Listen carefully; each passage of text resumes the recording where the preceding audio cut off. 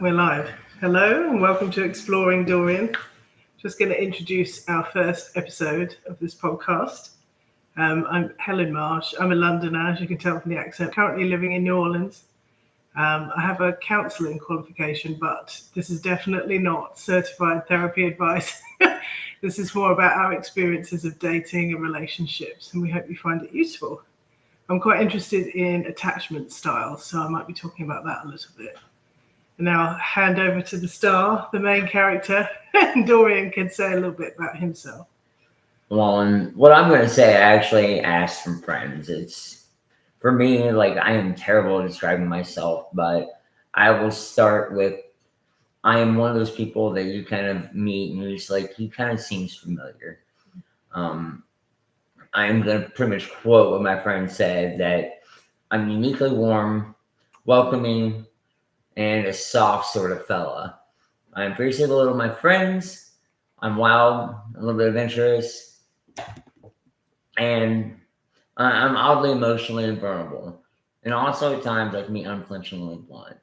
And I will definitely reiterate that, like, this isn't advice, but this is our experiences and kind of how I've gone through the dating scene and kind of like understood how to live life being me, who is kind of like, I was married for 13 years.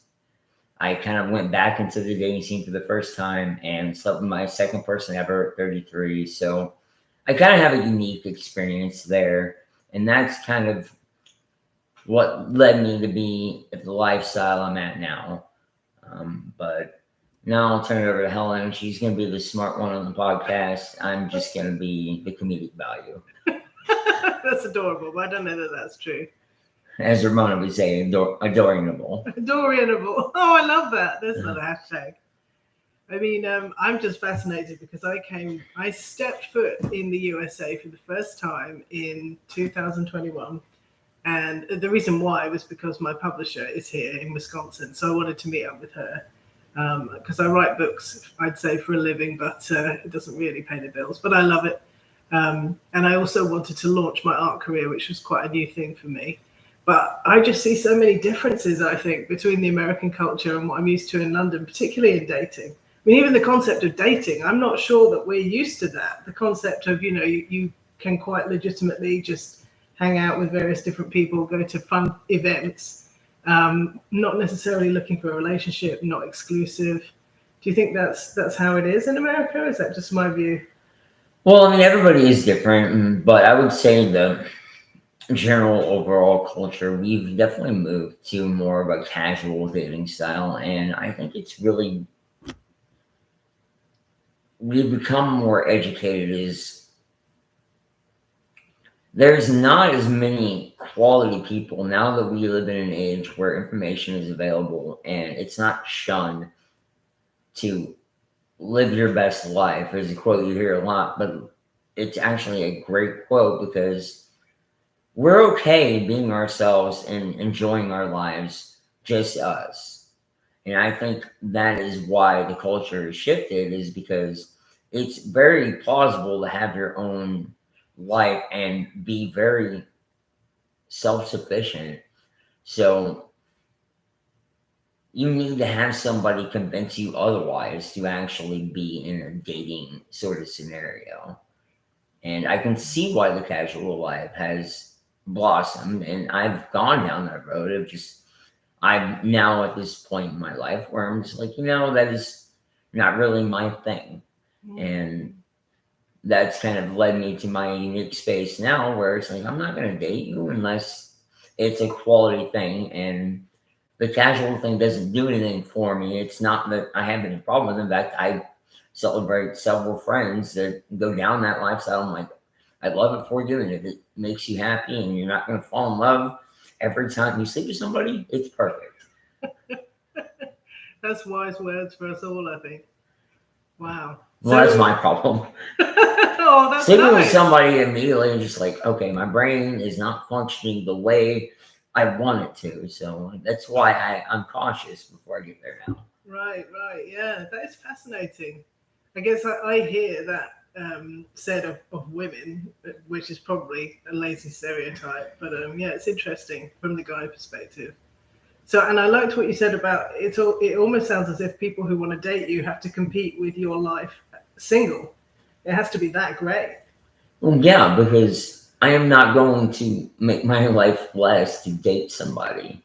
Yeah. Yeah, I like cuddling, I like sex, I like all the fun stuff the relationship brings, but I also really like my life. So, Mm. and I don't want to sound like I'm this great person, but I am this very happy person with my current life.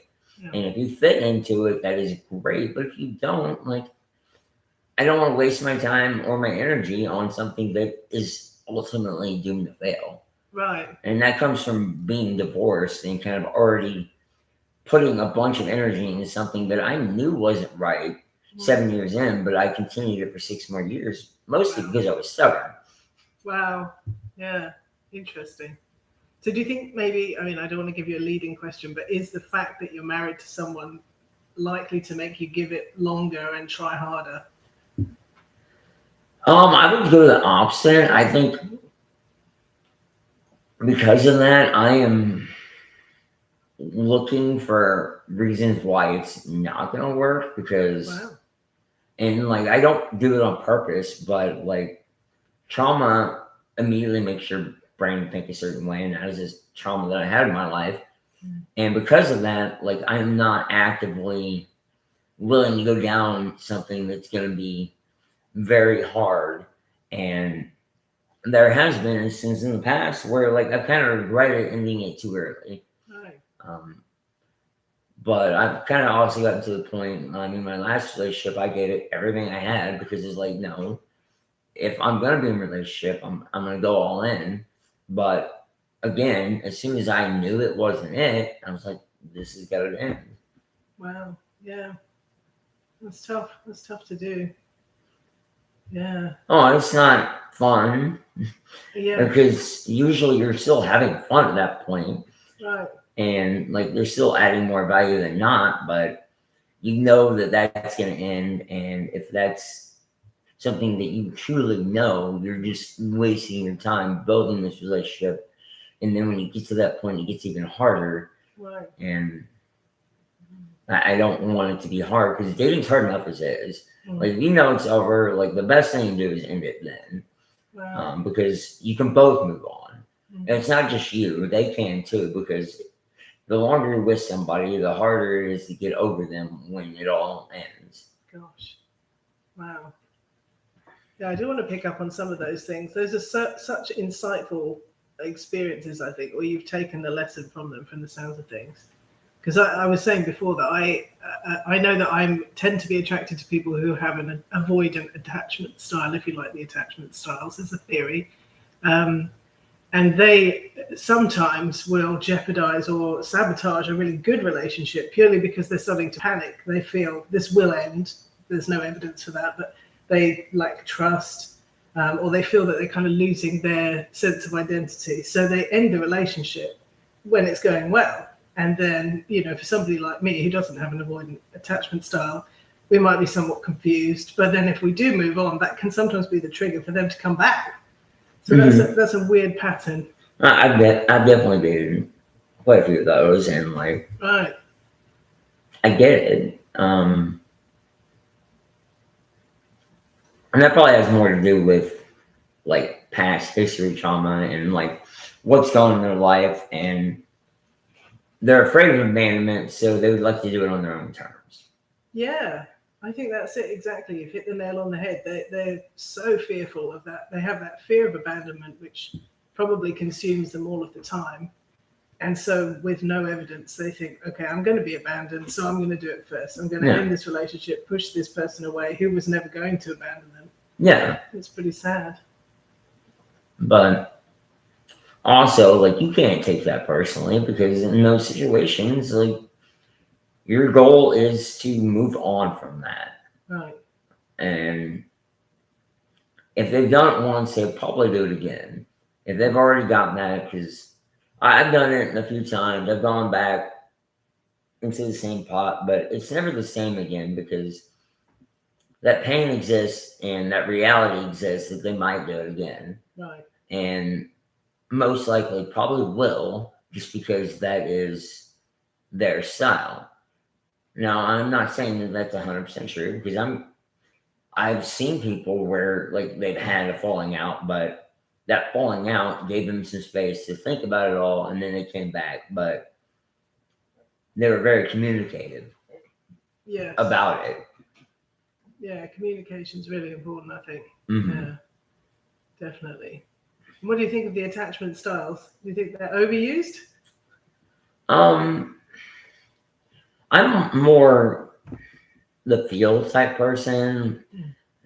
I don't like. I look into all these things and I take all of them at face value, but really, you're gonna kind of know different things. 'Cause, like, I've understood that there are generic stereotypes, but everybody's just different. Yeah. So you can't judge anybody based off a generic statement, because they may have this one attachment style attributes, but they're still going to be somebody different. So you Yeah. kind of got to evaluate everything by case basis. You can't just immediately, okay, you're this type of person. This is just not how it works. Dating is about finding somebody that works well with you. Yeah. And I feel like you could date any attachment style as long as they respected your boundaries and communicated and were able to understand where you're coming from. Yeah, that sounds right. But I've been really infuriated this week. I don't know whether you caught it, excuse me, on the news, but England is going absolutely crazy. I did see a bit about that, but Oh my goodness. And yeah, not to get too political, but what really enrages me is that I think we currently have a government that feels that when they stand up and say things that are perhaps transphobic, homophobic, that they're somehow speaking for people who feel that they can't say these things. Now, I would really disagree strongly. You know, myself and everybody who I consider a friend is definitely not homophobic or transphobic. We don't want them to say these things. But yeah, I really feel for trans people at the moment, and I wonder what it's like for them dating, which must have already, I guess, been tricky. And like, I have several friends down that road too, and it's a tough area to date, but it's also just a tough area to be in, because I'd say society's come a long way, but I think gays and lesbians definitely gain more headway, but trans are the next step to accepting people in society. And I don't understand. For me, I just don't understand why people care. I just don't. Yeah. Let people live their lives, and why are you going to be mean to anybody? Like, it just that just doesn't make sense to me. Yeah. And you don't agree, fine. Yeah. Just stay away from them. That would be my advice if like you're that person. Just stay away from them. Go live your own life. Yeah. They're not bothering you. Trust me. They don't get serious about you until you come over here and fuck with their life.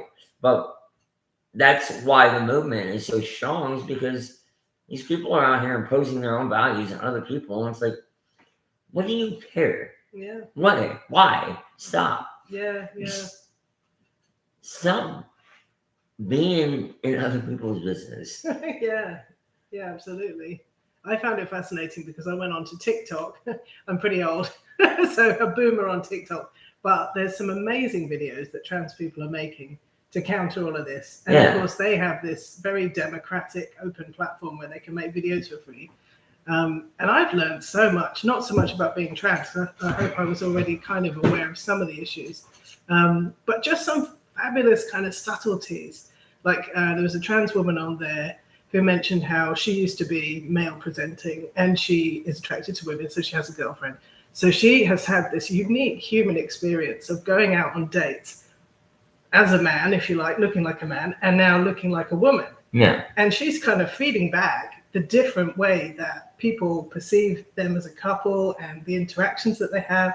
She told this fabulous story about, well, I mean, it was awful and infuriating, but I just thought, wow, this is so helpful, because she said, these guys kind of spoke to the two of them. They saw a lesbian couple. They didn't think about the trans issue. And so this trans woman was saying that these guys were, keen because they thought, okay, this is a lesbian couple. So it's not a real relationship. So they were trying to hit on these girls. There was a football game on, so they assumed they wouldn't be interested in that, even though they were. Yeah. All of these things. And of course, this person who previously had been perceived as a man has had such a different experience. And that's what she was saying. In the past, if I would go out with my girlfriend, if guys see that I'm there, they would give that relationship respect, or they would, leave me in peace because I look like a man, and also assume that I understand football.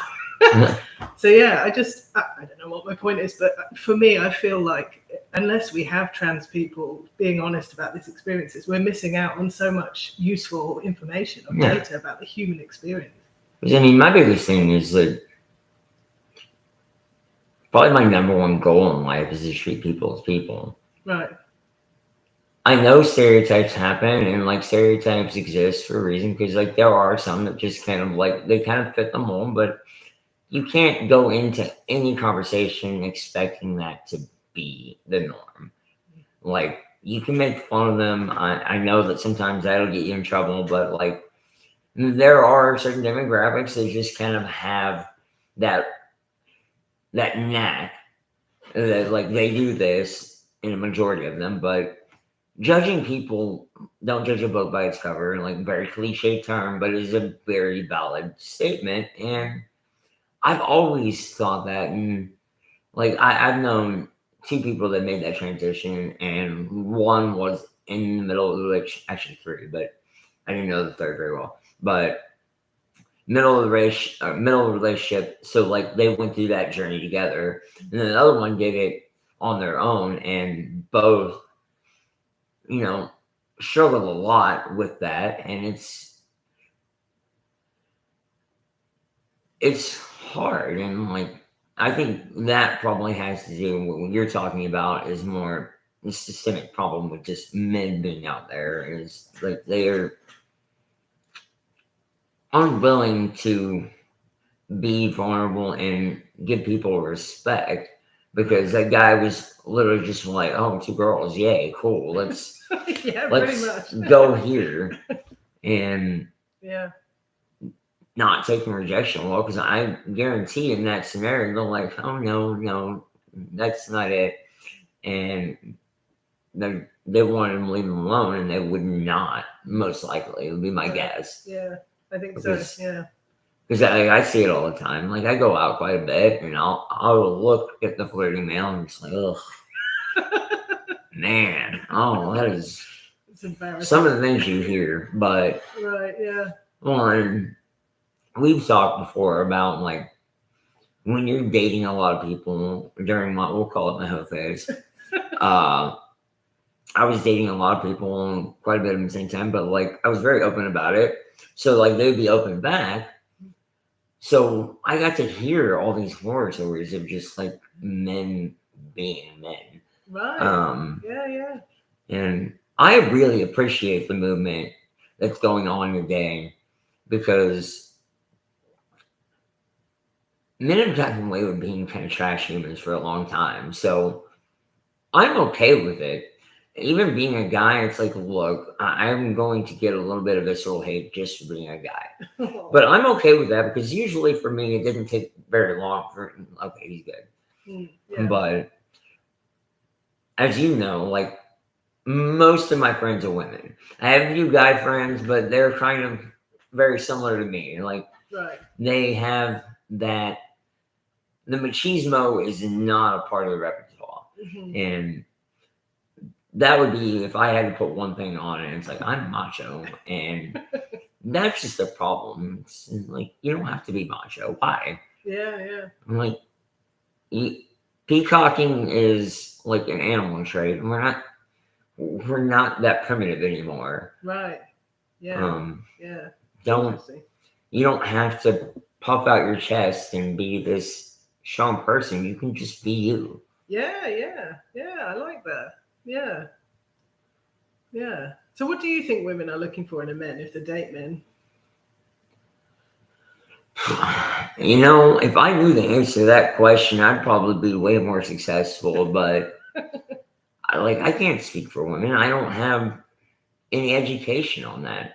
I can tell you what I've heard people say, but for me to speak on women's behalf is just not something I'm qualified to do. Right. That's an interesting. I'm a guy and I'm very sympathetic, but I'll never know what it's like to be a woman. Right.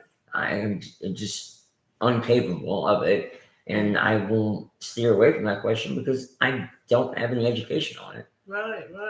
That's probably a very good place to start, actually. Yeah. We're going to take a short break and we will be back.